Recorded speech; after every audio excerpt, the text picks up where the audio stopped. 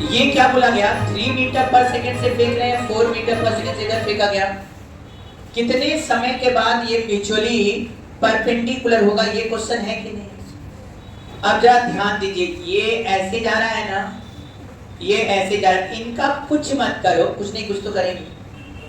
t समय बाद velocity vector बना, तो कैसे बनेगा जरा बताओ। क्योंकि करा म्यूचुअली परपेंडिकुलर हो जाएगा, तो मतलब वेलोसिटी वेक्टर वहां परपेंडिकुलर होने पर डॉट प्रोडक्ट 0 होना चाहिए। वेक्टर फॉर्म में लिखो, क्यों वेक्टर पढ़ाया गया, इसी सब्जेक्ट के लिए नहीं कि हर जगह यूज करना है। अब समझ में आ रहा है क्यों वेक्टर पहले पढ़ाया गया, स्ट्रेट लाइन क्यों पढ़ाया गया। उनके क्वेश्चन भले कम हो जाए लेकिन ये हर जगह यूज होंगे, जब वो आएगा अच्छे से तभी आपका दिमाग चलेगा। तो वेक्टर v1 बराबर क्या हो गया, जल्दी से बताओ, 3i। अरे 3 और t समय में देखोगे तो ये 3 होगा, और ये क्या हो जाएगा, gt हो जाएगा t समय। अरे vy बराबर ui प्लस gt, हॉरिजॉन्टली फेंक रहे हैं तो ui 0 हो गया। क्या ये माइनस gt हुआ कि नहीं बेटा बताओ। इसी तरह वेक्टर v2 आ जाओ, ये 4 से फेंक रहे हैं तो ये इधर देखो तो माइनस 4i आएगा। क्या v2 माइनस 4i आएगा कि नहीं। और gt नीचे आ रहा है, क्या ये माइनस gtj आया कि नहीं बेटा। क्या वेक्टर v1 और वेक्टर v2 आ गया कि नहीं यहाँ पर, आया ना। अब ये बताइए, यहाँ पर डॉट प्रोडक्ट 0 होने का मतलब vector v1 dot vector v2 0 होना चाहिए। यहाँ vector v1 dot vector v2 क्या कर दो, 0। क्या डॉट कर सकेंगे कि नहीं सब लोग, डॉट करेंगे तो क्या हो जाएगा भाई, यहाँ देखो i dot i 1, 3 into minus 4, क्या ये माइनस 12 हुआ कि नहीं भाई। और यहाँ माइनस माइनस प्लस, क्या हो जाएगा, g square t square equal to 0। अब बताओ यहाँ पर g square t square equal to 12 लिख सकते हैं कि नहीं। क्या t square equal to 12 by g square हो सकता है कि नहीं। क्या t बराबर हमारे स्टूडेंट डाल कर ले, अरे आ गया गधे लो, आया कि नहीं। टफ था क्या ये क्वेश्चन, क्यों नहीं दिमाग चला। जैसे ही बोला कि कब वेलोसिटी वेक्टर परपेंडिकुलर हो जाए तो दिमाग में एक बार आना चाहिए था, सर डॉट प्रोडक्ट लगा दे काम हो जाए। और देख रहे थे वेक्टर बनने जा रहा था 3i माइनस gtj, इधर से क्या रहता minus 4i minus gtj, dot product किया एकदम बढ़िया से, डॉट प्रोडक्ट 0 किया। क्यों किया, क्योंकि वेक्टर परपेंडिकुलर होंगे तभी जब उनका डॉट प्रोडक्ट 0। अरे थीटा 9 याद है ना, a डॉट b बराबर b cos थीटा, थीटा 90 है तो a डॉट b 0 हो जाएगा। दो वेक्टर परपेंडिकुलर तभी होते हैं जब उनके डॉट प्रोडक्ट 0 हो जाएंगे, दोनों वेलोसिटी वेक्टर हैं और दोनों परपेंडिकुलर है तो इसका इनका डॉट प्रोडक्ट 0 है। रटा रहा है कि नहीं। अब इसको डॉट करने से काम खत्म, झूठे हमको भी परेशान किया मुझे भी। 2√3 बाई क्या हो गया जी, खेल खत्म। कितने लोग आ गए, दम था क्या क्वेश्चन। अब ये पूछा इनके बीच का हॉरिजॉन्टल सेपरेशन, सेपरेशन कितना होगा, सेपरेशन ही हॉरिजॉन्टल होगा। क्यों, क्योंकि दोनों का ui 0 है। यदि ui 0 एक ही जगह से फेंक रहे हो तो क्या ये भी हाफ gt स्क्वायर नीचे आएगा, ये भी हाफ gt स्क्वायर नीचे आएगा, तो मतलब वर्टिकल में दोनों एक ही जगह होंगे। बस हॉरिजॉन्टल में ये इधर जाएगा कितना 3t और इधर जाएगा ये 4t, तो इनके बीच का सेपरेशन हॉरिजॉन्टली ना होगा इस समय, क्योंकि वर्टिकल में दोनों हाफ gt स्क्वायर नीचे आए। तो इनका टोटल सेपरेशन यहां से यहां तक कितना हो गया बेटा 70, 3t ये और 4t ये मिला दो, ये टोटल हो गया 70। t का वैल्यू तुम्हें पता है, सेपरेशन निकल कर आ गया 7t के जगह बेटा क्या लगा दिया 2√3 बाई g, मतलब सेपरेशन आ गया 14√3 बाई g। बताइए किसी का आया था। अब g बराबर 10 रख देना, काटा पीटी मचा सकते हो। इसके बाद एक टफ टॉपिक भी आएगा प्रोजेक्टाइल का लास्ट में, projectile motion on incline plane, वहां पर और बुद्धि लगेगा। पहले घर वाले सब निकाल तो ले हम। अब ये भी एक मजेदार क्वेश्चन है, खूब आता है ऐसा क्वेश्चन। मिनिमम भी पूछ सकते थे और मैक्सिमम भी पूछ सकते थे कि चौथे पर लड़ने मिनिमम और मैक्सिमम क्या होगा। तो बताएं क्या करना है, मिनिमम कहां लड़ना है, चौथे पर 1 2 3 और सर चौथे पर लड़ने के लिए मिनिमम कंडीशन निकालिएगा तो कम से कम इतना वेलोसिटी हो कि ये थर्ड का, कम से कम इतना वेलोसिटी हो कि ये थर्ड का कॉर्नर पार कर जाए, और मैक्सिमम पूछेगा तब कहोगे चौथे का कॉर्नर, चौथे पर ही लड़ना है। तो मिनिमम के लिए कम से कम थर्ड का कॉर्नर, अच्छा बताओ, थर्ड का कॉर्नर पार करेगा तो चौथे में अपने आप गिरेगा। ये मत करना यहां गिर जाए, यहां तो कभी नहीं गिर सकता, ये जब भी गिरेगा तो यहां गिरेगा। तो सर कम से कम इतनी वेलोसिटी होनी चाहिए कि ये थर्ड का कॉर्नर पार करे। तो ध्यान कहां होना चाहिए? थर्ड के कॉर्नर पर। और वेलोसिटी ऊपर हॉरिजॉन्टली दे रहे हैं। तो एक बात और सही है, यूआई 0 है इस क्वेश्चन में। इस सब बच्चों का बुद्धि खुल रहा है कि नहीं? ये सब पढ़े थे ना? सब पढ़ा हुआ है। अब ये थोड़ा मेहनत बढ़ा दो, क्योंकि इसके बाद जो टॉपिक आने वाला है न्यूटन लॉ ऑफ मोशन, ये भी बहुत चीज सिखाएगा। उसके बाद फ्रिक्शन, जो यहाँ पढ़ा है तो थोड़ा बहुत उनका बेसिक तैयार होगा, लेकिन जो कहीं और से बाहर से पढ़ के जैसे जैसे हम आगे बढ़ेंगे वैसे वैसे मैटर और बढ़ता जाएगा। भाई हम उल्टा बोलते हैं, जब शुरू में आते हो तो थोड़ा लूज पढ़ाते हैं आराम से, जैसे जैसे आगे जाएंगे डेंसिटी बढ़ेगा मैटर का। शुरू में सिखाना होता है और बाद में लगवाना होता है। तो पहले सीखते हैं हम लोग कंसेप्ट, फिर उसके बाद प्रैक्टिस करते हैं, बढ़ते लगता है कंसेप्ट। इससे सभी बच्चे पूरी मेहनत करें, जो शुरुआत के टॉपिक उनको रगड़ रगड़ के पूरे क्वेश्चन कर लें, उसको पेंडिंग ना रखें। चले हम आइए हमारे स्टूडेंट, क्या इस वाले कॉर्नर को पार कर सकते हैं कि नहीं? हाँ या ना? बोलो, इस कॉर्नर को पार करने के लिए कितना x चाहिए और कितना y चाहिए? जल्दी बताइए। क्या ये 2 मीटर 2 मीटर 2 मीटर, क्या ये 6 मीटर होगा कि नहीं? हाँ या ना? क्या ये 6 मीटर हो गया ना बेटा? ये 6 मीटर क्या हो गया? x में 6 मीटर और y में कितना हो जाएगा बेटा? 1 1 1। यहां तक पहुंचने के लिए y 1 1 1 मतलब पूरा y देखो तो 3 मीटर दिखाई दे रहा है। और ये 1 फिर ये 1 फिर ये 1, कुल कितना का? 1 1 1 3 मीटर। y में 3 मीटर चाहिए और x में क्या? 6 मीटर कम से कम के लिए। चौथा कहां? तो तीसरे का कॉर्नर। सही हो? अब बताओ इसको क्या करोगे?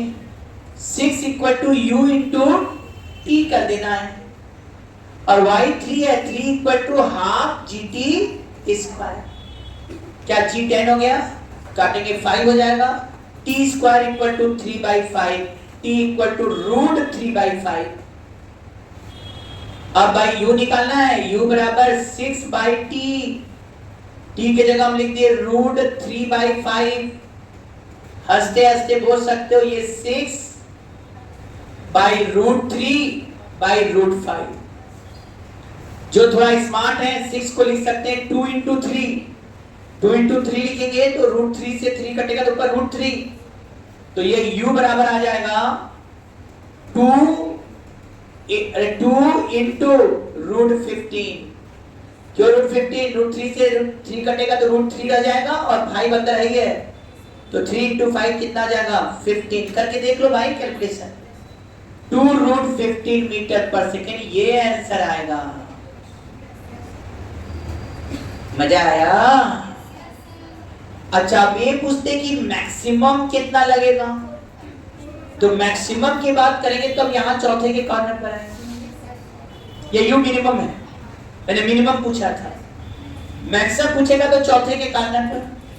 सर चौथे कॉर्नर पर आएंगे तो है रुको, यस इधर से दिक्कत क्या होता है? x इक्वल टू चौथे में करने कहेगा तो x इक्वल टू कितना हो जाएगा? 8 मीटर और y इक्वल टू कितना हो जाएगा चौथे के कॉर्नर से? y equal to 4 metre. क्या ये बात समझ में आया है? x इक्वल टू 8 मीटर और y equal to 4 metre. Clear है?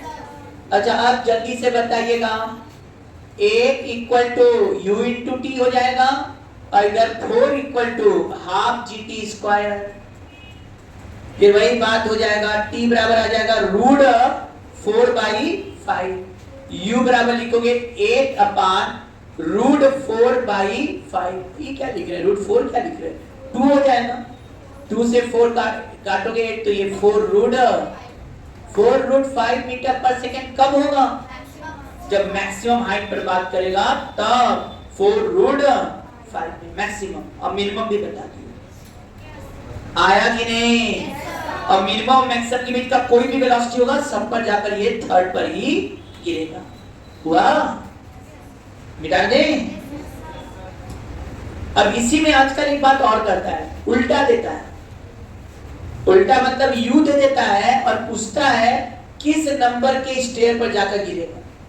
मान लो हर का हाइट h दे दिया है और विड्थ भी दिया हुआ है, h और b जनरल केस, और कहे कि u से यदि हम फेंक रहे हैं तो किस नंबर के स्टेयर पर जाकर गिरेगा। ऐसे में हम लोग अभी तो किसी में गिर सकता है, u जैसा रहेगा वैसा, मतलब अपने फॉर्मूला बनाने की सेटिंग के लिए हम nth मान लेते हैं n के कॉर्नर पर। क्यों? n का कॉर्नर लेने से फायदा क्या है? आया मान लो 10 5 आया 5.2, तो इसका मतलब 5 पार कर गया तो गिरा किसमें? आंसर आ जाएगा छठे पर। ठीक है, तो हम लोग लेंगे क्या कि इस nth जो स्टेयर है उसके कॉर्नर को मान के हम लोग ये निकालेंगे। किसको कॉर्नर मान के निकालने हैं? ये nth स्टेयर का कॉर्नर, क्योंकि यदि सुन रहे हो ना, कॉर्नर लेने से फायदा कि n का वैल्यू निकालेंगे यदि 5.2 आ गया तो मतलब क्या हो गया? 500 का कॉर्नर पार, और 500 का कॉर्नर पार तो कहां चला जाएगा? वो छठे स्टेयर पर गिरेगा। तो इसलिए वो कॉर्नर ले रहे हैं ना, nth का कॉर्नर। nth का कॉर्नर यदि ले लेंगे तो तुम भी समझ रहे हो हाइट कितना होगा यदि nth के कॉर्नर की बात करें। यदि h सब है तो क्या उस समय y बराबर nh हो जाएगा कि नहीं? क्या उस समय x बराबर क्या nb होगा कि नहीं भाई? अब तुम्हें कहा जाए u दिया है और y का रिलेशन निकालना है, तो क्या हमारे स्टूडेंट ऐसे लिख सकते हैं ना कि x equal to u into t होता है सर? हाँ होता ही है। और t बराबर क्या हो जाएगा? x by you. s यहां पर nb बाई यू हो गया, और y बराबर half G T square equal to nh। या t यहां से निकालकर यहां पुट करोगे, जैसे पुट किए तो रिलेशन आया फॉर्मूला टाइप का, हाफ जी t का वैल्यू रखो n square b square upon u square equal to nh। देखो एक n से एक n कट गया, n बराबर क्या दौड़ के आ रहा है? 2h square upon gb square.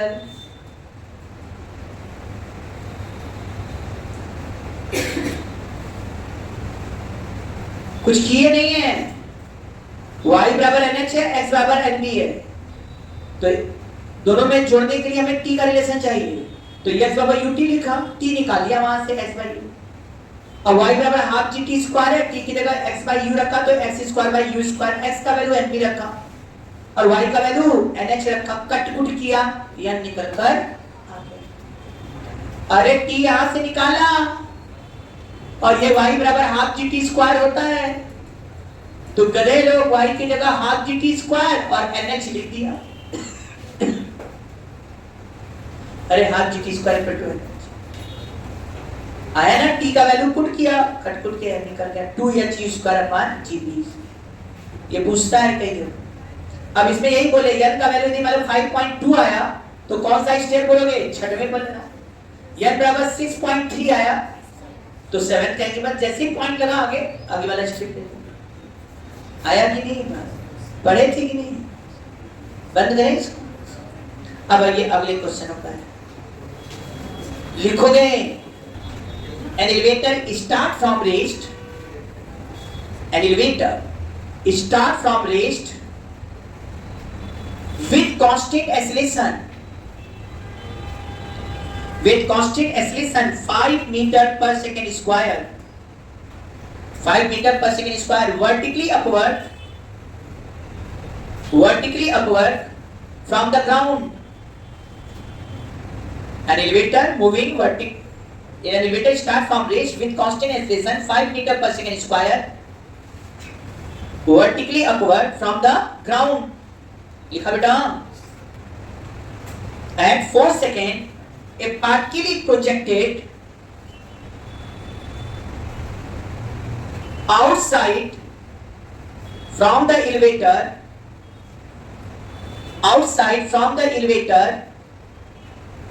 with velocity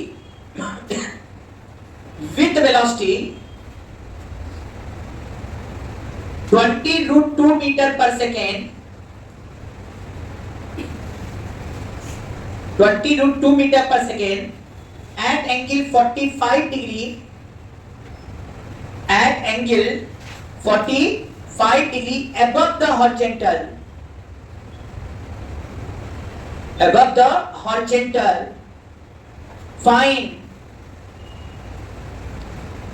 how much horizontal distance covered by the particle, how much horizontal distance covered by the particle before striking the ground. How much horizontal distance covered by the particle before striking the ground? कितना? 1400. 14? अरे 40 क्या? Under bracket 1 plus root 5 metre क्या? 40 bracket में 2 plus root 2 पहला वाला।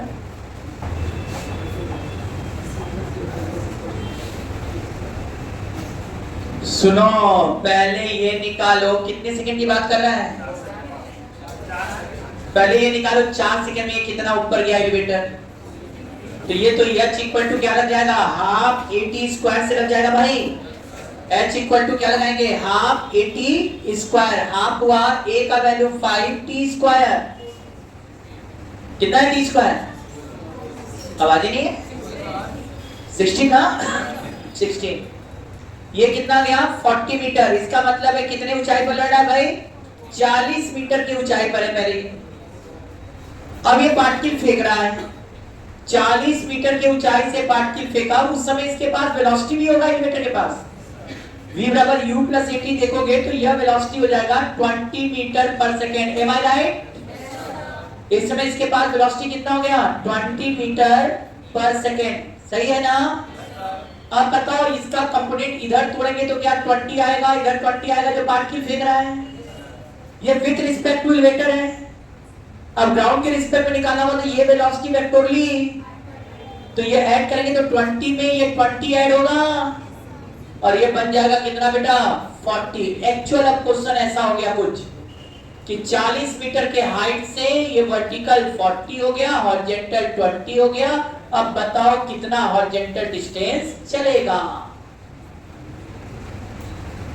आप बताइए हमारे स्टूडेंट्स वो कर सकते थे कि नहीं? डायरेक्ट फार्मूला से लगे, क्वाड्रिकेशन से कि स्टेप वाइज सॉल्व कर लेंगे? स्टेप वाइज फार्मूले से जो लोग करेंगे वो ऐसे करेंगे direct 40 equal to minus 40t plus half gt square.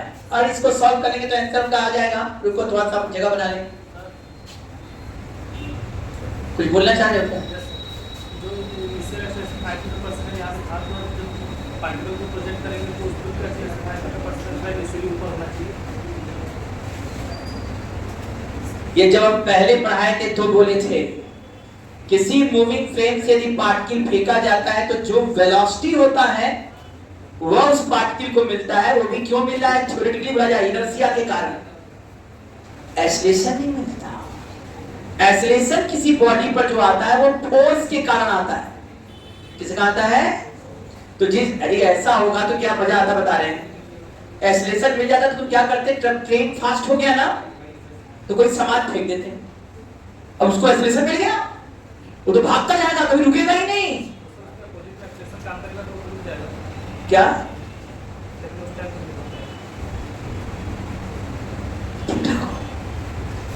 इसका मतलब ये हुआ कि जब भी किसी मूविंग फ्रेम से, आपकी बातें दिमाग से निकाल लो, मूविंग फ्रेम से जब पार्टिकल फेंकते हैं तो जब फेंक रहे हैं तो जो वेलोसिटी उस वेलोसिटी में उस मूविंग फ्रेम की वेलोसिटी वेक्टोरली ऐड हो जाएगा और वो velocity with respect to ground आ जाएगा।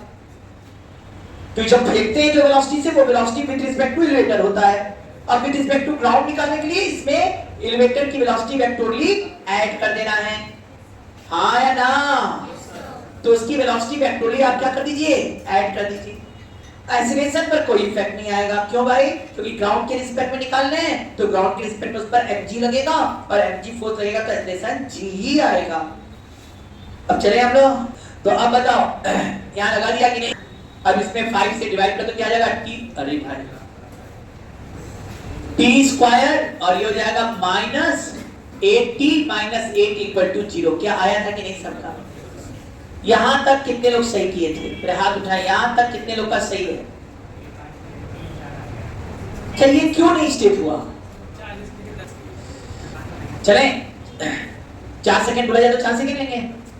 तो यह बराबर क्या हो गया? हाफ ए टी स्क्वायर हो गया, हाफ ए 5 हो गया, टी स्क्वायर लगा दिया, निकल के आ गया कितना? 40 मीटर। और यहां पर यदि वेलोसिटी की बात करें तो भाई 4 सेकंड में वेलोसिटी 20 मीटर पर सेकंड। इसका कंपोनेंट तोड़ोगे इधर 40 इधर 20 हो। फॉर्मूला लगेगा क्या? ui ऊपर है h नीचे, इसका मतलब h बराबर minus uit plus half gt square. अच्छा ये फॉर्मूला समझ में आ रहा है ना? जो बेसिक बना रहे हैं, बेसिक याद करवा रहे हैं, वही हर जगह यूज हो रहा है।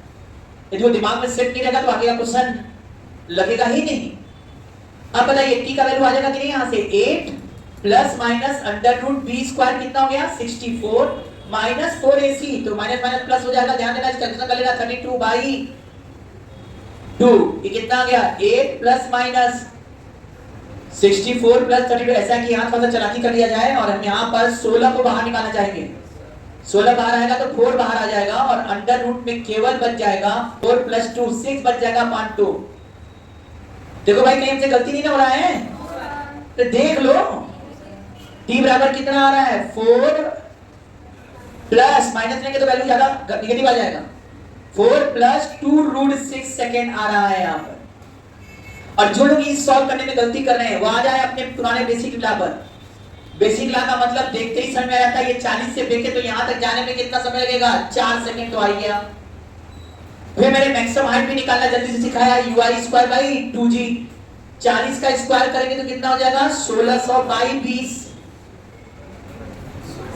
80। क्या ये 80 और ये 40 सेकेंड एक मैक्सिमम हाइट पर है। ये इस समय इसके पास वेलोसिटी हॉरिजॉन्टल है। अब यहां से यहां तक का टाइम निकालना आसान हो गया मेरे लिए। कितना हो गया? 80 40 कितना हो गया? 120। 120 में होता है बेटा 120 equal to half gt square. जगोगे तब ना आप करेंगे। t स्क्वायर बराबर 24। इसको हटा दो, कितना हुआ? 2 रूट 6 सेकंड। बताओ भाई, दो मेथड से कर लिए इतने कम समय में, और तुमको एक के मेथड से नहीं लगाया अभी तक। कौन आसान लग रहा है? चलो दोनों ही हैं, बस इसमें हमको डर लगता है कि तुम लोग इतना करने में कचरा बुचा करके नेगेटिव पॉइंट कुछ कर दोगे। तुम लोग मिस्टेक करने में कोई दिक्कत तो होता नहीं है। कैलकुलेशन मिस्टेक तुम लोग जब क्या हमेशा रखा, हम बोलने जा रहे थे भाई जबान पर रखा हुआ है, जबान पर नहीं रखा हुआ, हाथ पे रखा है। जब देखो कैलकुलेशन मिस्टेक, जब देखो कैलकुलेशन मिस्टेक में क्या गलती करते हो? अब आओ लौट के दरेसा 2 रूट 6 सेकंड आया ना ये, और ये कितना था? 4। तो टोटल कितना हो गया? 4 plus 2 root 6 second. Total time आया 4 प्लस 2 रूट 6 सेकंड। और ये 20 है, तो horizontal distance equal to horizontal velocity to time. 2 common भी निकाल लो तो 2 बाहर आ जाएगा, अंदर आ जाएगा 2 प्लस रूट 6, मतलब x बराबर 42 plus root 6 metre. No one on the boat. खेल खत्म। कुछ बुद्धि चला? कब सुधरोगे तुम लोग? मेथड क्लियर हुआ कि नहीं? कैसे कैसे किया? हाँ, स्टेप को एकदम पहले सही से लिखना सीखो। अब देखो एक क्वेश्चन दे रहे देखो, सब बोला जाएंगे और पूरा विश्वास है। अगला क्वेश्चन बोलो, लिखो लिखो। An elevator start from rest. An elevator start from rest with constant acceleration 5 meter per second square. With constant acceleration 5 meter per second square. लिखे? It start from ground. It start from ground at t equal to 4 second. At t equal to 4 second, a particle is projected. A particle is projected outside from the elevator with velocity 20√2 meter per second, 20√2 meter per second, 20√2 meter per second at angle 45 degree, at angle 45 degree below the horizontal.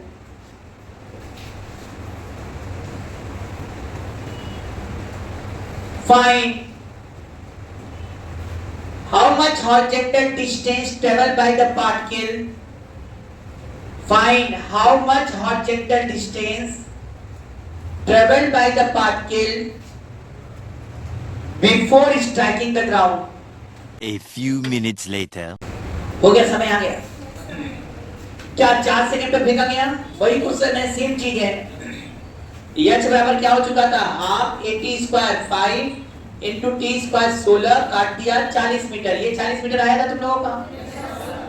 और ये इस समय तक इसकी velocity कितनी हो जाएगी elevator की? 20 मीटर पर सेकंड। v बराबर u प्लस at से भाई।